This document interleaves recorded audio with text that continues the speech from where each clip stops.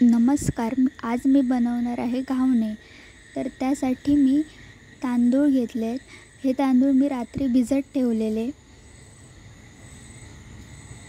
तर आता हे स्वच्छ धुवून घ्यायचे आहेत.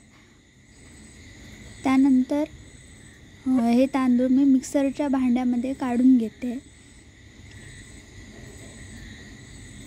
त्यानंतर यात पाणी टाकायचं आणि हे मिक्सरला फिरवून घ्यायचे आहेत.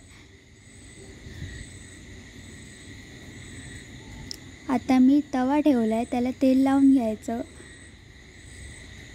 त्यानंतर जे पीठ बनवलेलं होतं त्यात पाणी आणि मीठ टाकायचं आणि असं बॅटर बनवून घ्यायचं आणि ते बॅटर तव्यावर टाकून घ्यायचं.